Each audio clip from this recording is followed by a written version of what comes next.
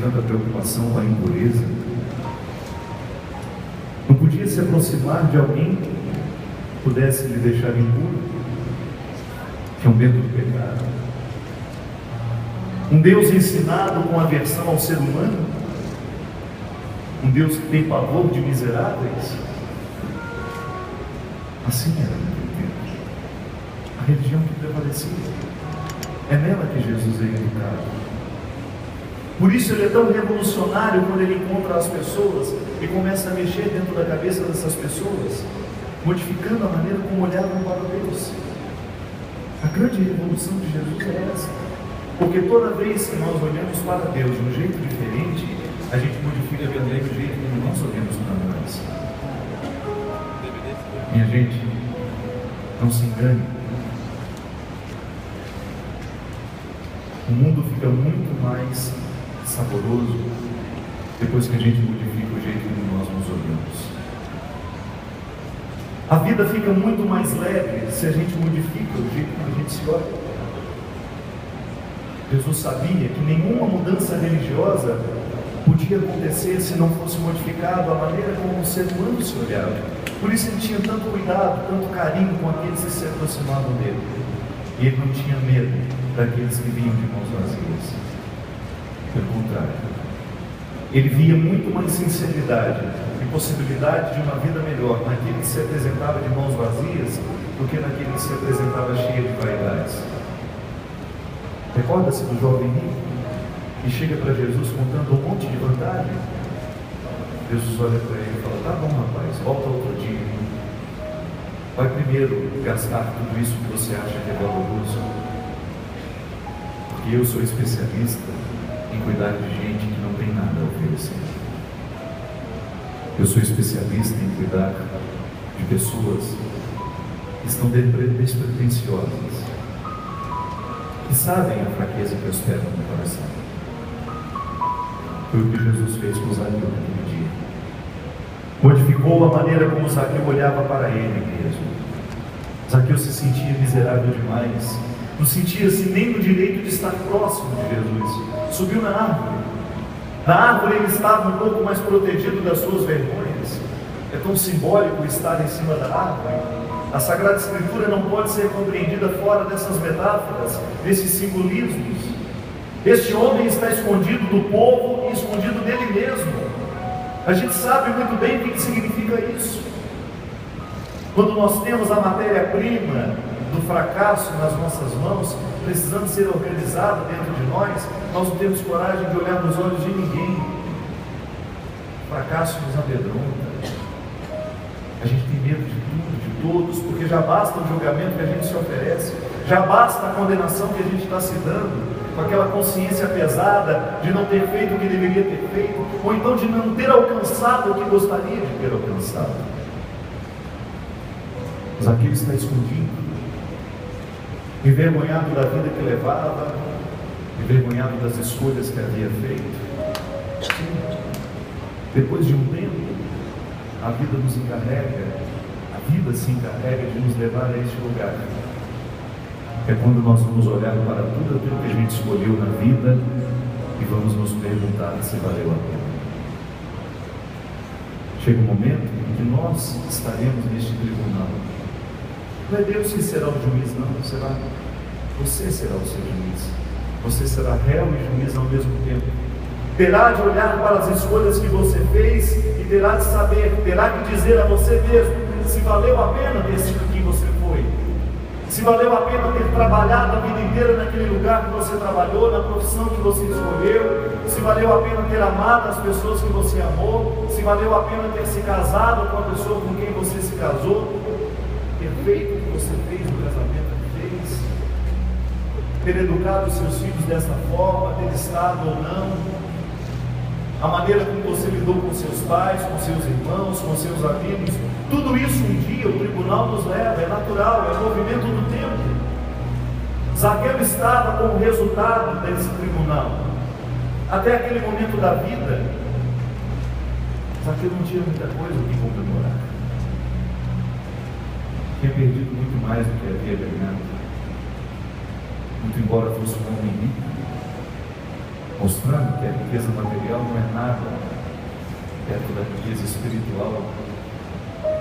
Eu gosto sempre de dizer, o que nos enriquece não é a casa que a gente tem, a conta bancária, não. É o número de pessoas que nos amam. Isso sim nos enriquece. Certamente Zaqueu, por causa das escolhas erradas que havia feito, estava no alto daquela árvore, vivendo esse tribunal desagradável. A consciência infeliz de não ter sido quem ele poderia ter sido.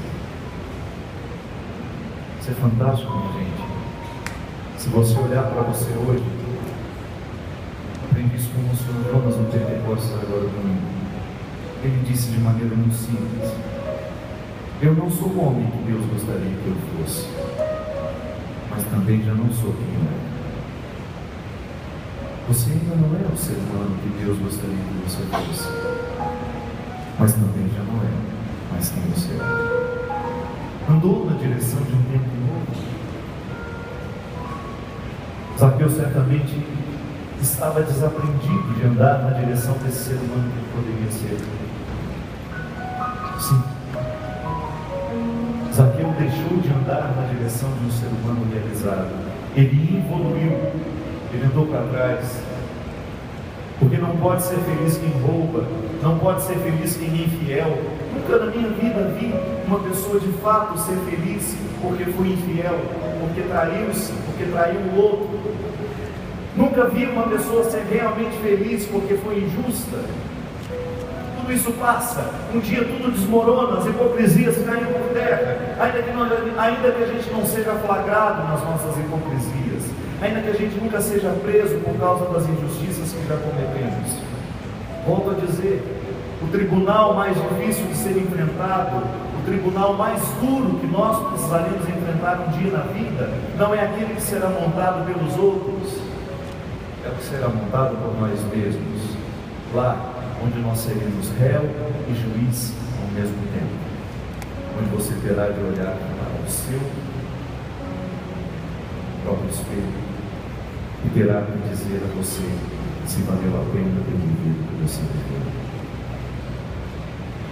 Zaqueu estava no alto dessa árvore porque não tinha nada de bom para dizer a si mesmo neste momento da vida. E ele não se sentia merecedor, porque ele havia acreditado a vida inteira que Deus prefere os puros, que Deus prefere os perfeitos, que os imperfeitos não têm o direito nem sequer de se aproximar da porta do templo. O ambiente litúrgico sagrado para os judeus, os impuros ficavam de fora. E quanto mais impuro era, se tivesse uma doença que naquele tempo eles consideravam uma manifestação pública do não amor divino, uma lepra, por exemplo, tinha que ficar dos lados de fora de Jerusalém. Se um dia você tiver a oportunidade de visitar Jerusalém, você vai ver que a cidade é murada. Ainda hoje você tem as velhas muralhas, justamente para que não entrassem aqueles que eles consideravam os espúrios da humanidade. Pode ser que se a gente vivesse lá hoje, muitos de nós estaríamos de fora. Naquele momento em Jericó, Jesus descobre que existe um homem em cima de uma árvore, envergonhado de si mesmo, envergonhado dos outros. Olha para aquele monte de beato que certamente estava ao lado dele. E certamente Jesus andava cheio de beatos e beatas. Consegue imaginar a cena? Todo mundo convidando Jesus. Jesus andou lá em casa hoje. Ele olha no alto daquela árvore e descobre o motivo pelo qual ele estava em Jericó. Ele estava em Jericó para acolher um homem que não sabia o que fazer com o seu passado. Ele estava em Jericó para acolher um homem que tinha vergonha de si mesmo. Ele estava em Jericó para abraçar um homem que, aos olhos de todos, não merecia nem mesmo respeito, porque era um ladrão, era um miserável, era um safado, era um sem vergonha. Foi para este homem que toda aquela carga havia sido preparada. Foi para aquele homem que todo aquele momento havia sido preparado. E ao perceber que o olhar de Zaqueu estava grudado nele, ele retribui e começa a devolver àquele homem tudo o que a vida havia roubado. Pois o que fez ele ter coragem de descer e aceitar o convite que Jesus fez. Zaqueu, desce dessa árvore, Zaqueu, porque hoje eu vou ficar na sua casa. Fico pensando, minha gente, quantos de nós aqui também hoje não merecemos e precisamos ouvir isso? Quantos de nós aqui hoje, nessa noite, talvez com os estragos naturais das nossas escolhas? Sim, a gente se estraga quando escolhe errado. A gente cria infelicidade dentro de nós. Não é fácil a gente administrar uma consciência infeliz. A gente erra. Por mais que a gente queira, a gente não faz o que deveria ter feito. Às vezes a gente já até tem um esclarecimento. Às vezes você percebe que está tratando mal sua mãe, seu pai, seu irmão, mas não tem aquela coragem de mudar, não tem aquela força de vontade para quebrar dentro de si todo aquele mecanismo que lhe faz ser grosseiro. Às vezes você está desperdiçando uma vida inteira sendo a pessoa certa, mas no lugar errado. Mais cedo ou mais tarde a gente sente vontade de descer da árvore, de recomeçar a vida, de fazer de um jeito novo. Eu tenho certeza que aqui todos nós já experimentamos essa sensação de estar no lugar errado, fazendo o que é errado, mesmo tendo a consciência de ser a pessoa certa. E pensar que essa palavra de Jesus continua para nós, continua para mim, continua para você. Não há nada, absolutamente nada que modifique essa opção de Deus. Deus ainda continua preferindo os miseráveis. Deus ainda continua preferindo os de mãos vazias. Deus ainda continua preferindo aqueles que não têm muito para oferecer. Por isso, eu tenho o direito de dizer isso. Você tem o direito. Entra na minha casa, entra na minha vida, mexe com minha estrutura, sara todas as feridas, ensina em santidade. Quero amar somente a ti, porque o Senhor é meu bem maior. Faz um milagre em mim. Às vezes é um milagre só que a gente precisa. Às vezes a gente precisa de muitos, mas o que de fato vai fazer a diferença em nós é um só. E é justamente o que ele fez em Zaqueu. Você sabe por quê? Quanto mais a gente vai errando na vida, mais a gente vai ruindo as pilastras do amor próprio. Pode observar. As maiores tragédias pessoais acontecem quando nós não estamos nos amando como precisamos ser amados. Mas não fique esperando o amor vir do outro, não. Há coisas que só você pode se oferecer. Amor próprio, respeito, só você pode se oferecer. À medida que você se oferece, você até tem facilidade de receber dos outros também. Mas se você se nega a se dar esse amor próprio, pode o outro te amar um monte, mas muito, não vai fazer diferença na sua vida. Será eternamente um necessitado aquele que não se oferece o amor próprio. Será eternamente necessitado de elogios dos outros aquele que não se elogia, aquele que não reconhece a grandeza de sua alma. Foi o que Jesus fez com Zaqueu. Desce da árvore, Zaqueu, porque você não merece estar escondido. Volte a se amar. É esse milagre, minha gente. Se você tiver a coragem de fazer acontecer na sua vida hoje, você pode ter certeza que muitas outras coisas ficarão modificadas. Aquele que volta a se amar, aquele que volta a se cuidar, vai fechar as portas para muitas outras realidades que prejudicam a sua felicidade. Pede esse milagre hoje ao Senhor. Que você volte a se amar. Que você volte a se respeitar. Que você jogue fora todos os lixos que os outros jogaram dentro de você. Que você esvazie o seu coração de todas as mágoas e todos os ressentimentos que porventura ao longo da sua vida foram ficando dentro de você. Jogue fora as marcas da traição. Esqueça tudo aquilo que não valeu a pena.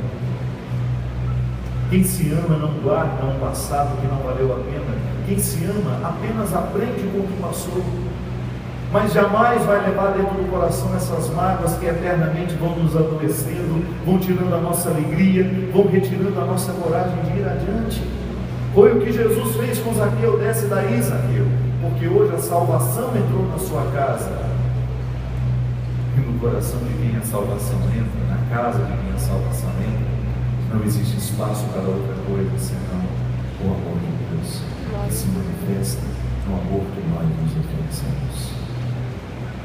Permita-se hoje oferecer ao seu coração aquilo que de fato pode transformar uma boa dose de amor próprio do céu. Entra na minha casa, entra na minha vida, mexe com minha estrutura.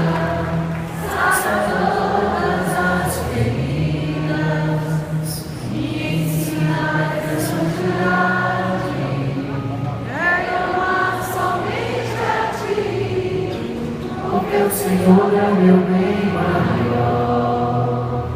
Faz um milagre em mim. Pode ser mais forte. Entra na minha casa.